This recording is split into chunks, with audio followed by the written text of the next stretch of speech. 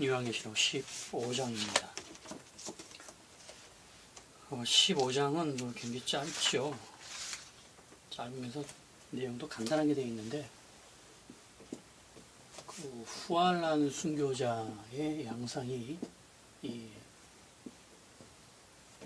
15장의 그 주를 이루고 있습니다.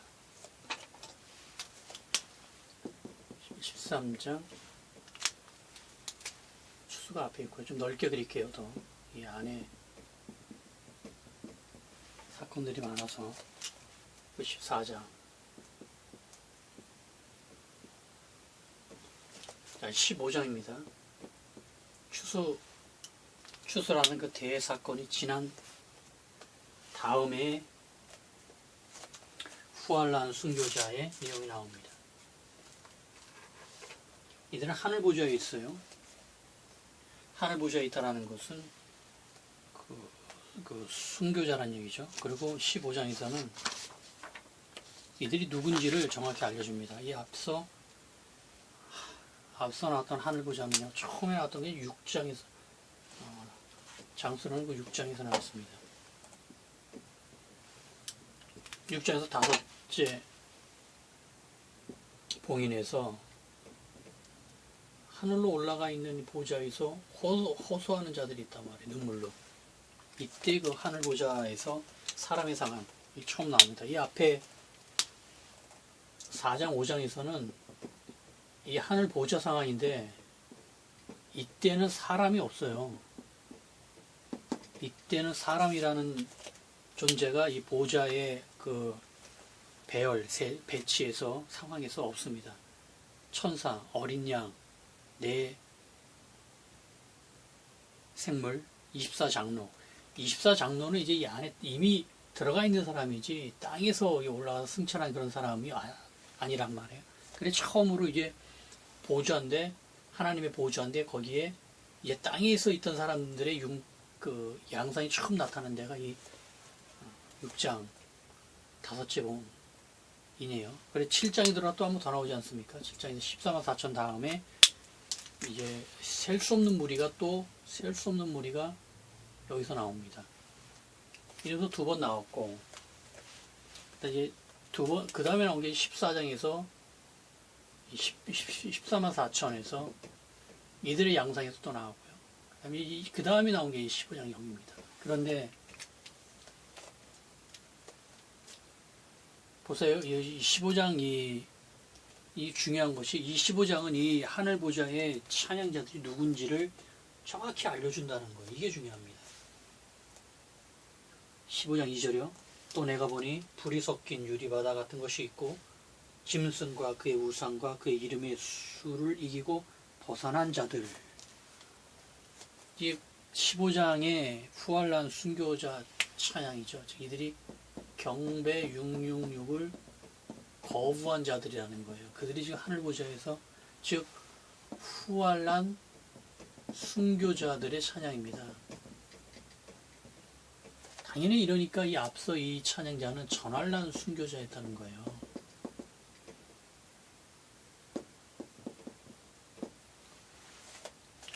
지금 이 찬양의 위치도 그렇고요. 아시겠죠? 이 대상, 여기 15장의 대상을 정확히 알려준 거는 반대로 이쪽으로 알 수 있잖아요. 그래야 계시록 20장 4절에서 목배인 자, 경배 666 거부자, 이것이 한쪽의 정체를 정확히 알려줬단 말이에요. 근데 나머지 반쪽은 찾을 수 있다는 겁니다. 성경이 꼭 그렇게 배열이 되어 있어요. 완전히 해석을 못하게끔 아니라 또 해석을 또 다 해주지도 않고, 반대로 한쪽만 알려주면 나머지 쪽은 저절로 알기 때문에 그렇게 계속 한쪽을 알려주는 거예요. 추수 상황도 마찬가지입니다. 휴거 상황도 마찬가지고요. 다 지금 두 종류인데 그 중에 한쪽을 알리면 나머지 쪽을 안다. 근데 지금 이 후알란의 순교자들이 찬양하는 모습이 나오면서 이 후알란 경배 666 거부하고 순교한 자들이 나타나는데, 이들의 순교 방식은 전환란은 이제 목배임이고, 후알란은 이제 경배 666을 이제 거부하는 것인데, 이 거부했을 때 어떠한 순교냐는 이거 안에서도 목배임도 이 목배임이 이 안에서도 있긴 있을 겁니다. 그런데 그런 직접적인 표현은 없고, 13장 10절에서 사로잡히고 칼에 죽고라는 표현 정도만 돼 있어요. 그래 이걸 봐서는 뭐 경배 666을 거부해서, 특히 경배를 거부해서 당하는 순교는 여러 형태, 칼에 죽는 경우도 있고 십자가에 달려 죽는 경우도 있겠고 하여간 여러 형태가 있을 것이라고 추정을 할 수 있습니다. 그래 이제 계시록에서도 정확하게 이 경배 후환란 순교가 어떻게 되는지는 이렇게 아주 세세하게 말씀을 하지 않고 있습니다. 여러 형태들이 나와 있을 것 같아요. 여하튼 그들이 이제 순교해서 추수를 사시는 순교도 끝나거든요. 추수에 이제 순교가 끝나고 재림으로 구원이 끝나거든요. 순교가 이 사이에는 순교가 없을 가능성이 커요. 즉 이때 성경문을 닫혔다고 했기 때문에 이때는 구원자들, 남은 자나 새신자나 불신자, 거부자, 선행자나 이때 순교당한 죽는 경우는 거의 없을 것입니다. 이때가 순교의 마지막인데, 그래 그 뒤에 후환란 순교가 완료된까 직후에 이제 그들의 양상이 지금 나타난 겁니다. 이러면서 이 구조는 이제 중요한 그 시점이 있다는 걸 계속 알려주고 있어요. 그냥 이들의 양상이, 전환란과 후환란 순교자들의 양상이 제시된 그 위치가, 자, 이 처음 양상이 보좌에서 그 순교자의 양상 아니면 사람의 양상이 이 6장에서 나오는데, 이때는 그 찬양이 사실은 아니에요. 양상만 드러나지 호소만 하지 찬양이 아닙니다. 그런데 셀 수 없는 무리가 나오는 이제 7장에서 이들이 찬양을 합니다. 이들은 찬양을 합니다. 그리고요, 그러면 한번 잘 보십시오. 이들이 찬양을 하고요. 14만 4천은요, 앞서 14장에서 말씀드렸지만 14만 4천은 하늘 보좌에 있어서 노래를 한다고는 합니다. 하늘 보좌에 있었어요. 이들이 14만 4천이 노래를 하긴 하는데, 새 노래라는 단어만 나오지 그들이 어떤 노래를 하는지 찬양시로는 기록이 안 돼요. 이때는 그 시가 나오죠. 그래서 아주 정상적인 찬양의 형태가 아닙니다. 그런데 15장 가면은 이때 후환란 순교자의 찬양도 정확히 나옵니다. 즉, 이 배열을 보세요. 배열이 아주 규칙적으로 되어 있다는 거예요. 7장에서 이제 14만 4천이 인침을 받은 그 다음에, 즉 유대인 구원이 시작되는 그 다음에 교회의 승리의 역사가 계시가 되고요. 또 추수라는 다음에 교회의 승리의 역사가 또 하늘 보좌에서, 즉 두 번의 찬양, 그 앞에는 두 번이 있지만 둘 다 불완전하고요. 그 뒤에 나오는 이것은 정확하게 7장과 14장, 7의 배수장, 또 큰 사건, 14만 4천의 큰 사건의 다음에, 큰 사건 다음에 직후에 하늘 찬양으로 맞춰져 있다는 겁니다. 위치가 정확히 맞춰져 있죠.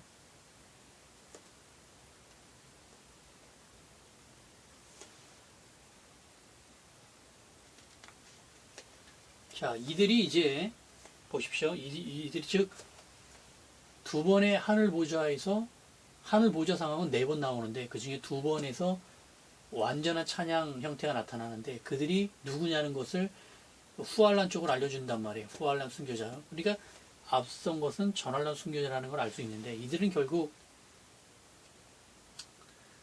어떻게 되느냐? 이들은 결국 앞서 이 올라간 호소자도 마찬가지고요.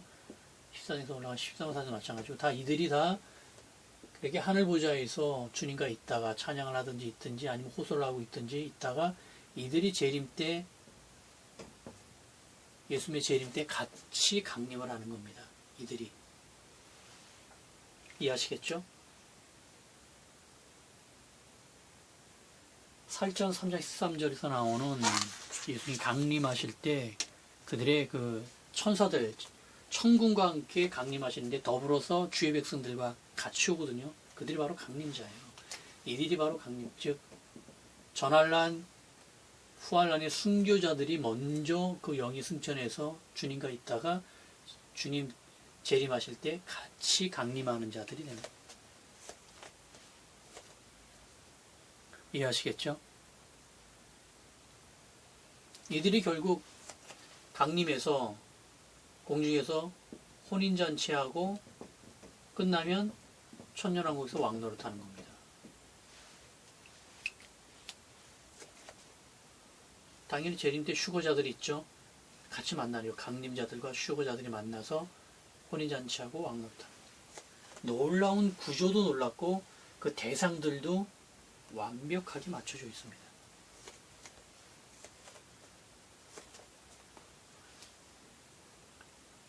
자, 이러면서 이제 앞서 두 번 이렇게 큰 사건의 직후에 일어난 두 번의 찬양 기록이 완전하고 그 앞서 그 앞에 있는 계시되는 또 두 번의 완전하지 않은 뭐 구원이 완전하지 않다는 게 아니라 계시록의 표현상 기록상 완전하지 않은 두 번의 또 보좌의 상황이 있습니다. 이러면서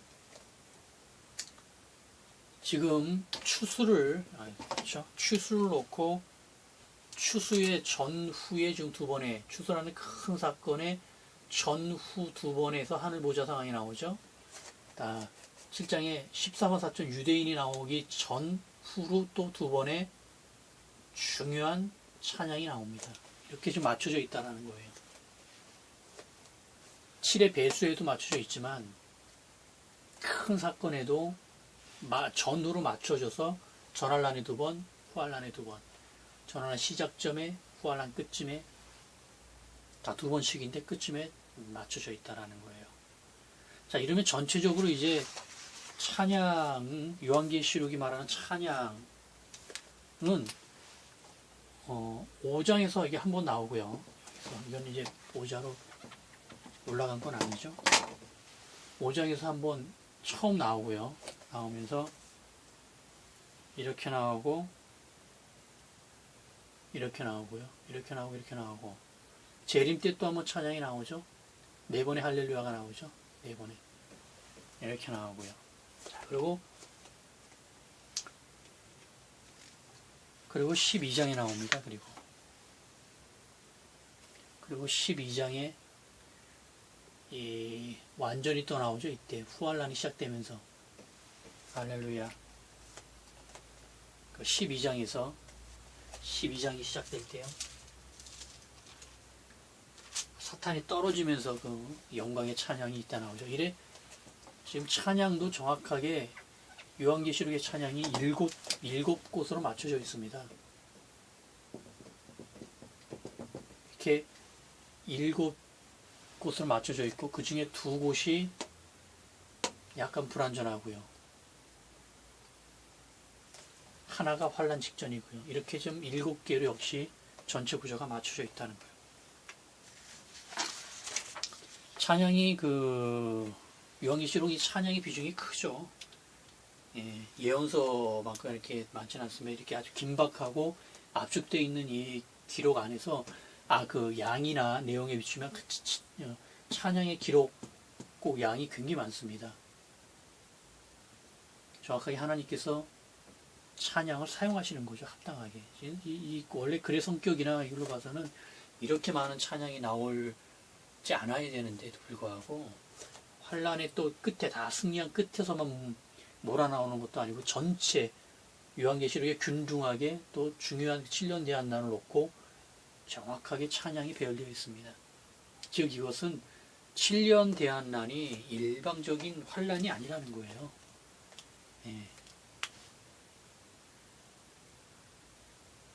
7년 대한나는 이 용어로는 환란이고 또 많은 그 순교가 있습니다만 이거는 영광이며 찬양의 시간입니다. 이때 드리는 예배가 진짜 예배일 거예요. 지금 하나님께서 이 참 힘든 인류에게는 힘든 피조물에게는 힘든 시간이지만 하나님께서는 영광의 시간으로 계속 갔습니다.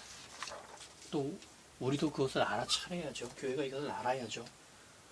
도망갈 생각을 해서는 그렇게 도망쳐서 어떻게 예수님 앞에 서서 예수님의 얼굴을 바로 보겠어요. 자, 요한계시록이 올바로 풀어져서 하나님께서 원하시고 하나님께서 계획하신 그 내용을 교회가 속히 알고 깨닫고 또 그 길로 나아가는 역사가 있기 원합니다. 자, 15장에서는 이제 이어서 이제 할 내용이지만 유독 그 이 후환란 순교자의 찬양의 기록에 일곱 대접의 기록이 좀 먼저 제시됩니다. 일곱 대접의 얘기를 먼저 하면서 후환란 순교자 찬양을 하면서 그 마무리도 또 계속 일곱 대접 재앙, 마지막 일곱 재앙이 어떻게 준비되는지를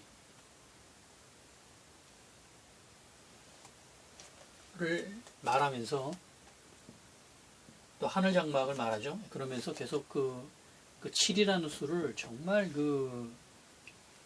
많이 사용합니다.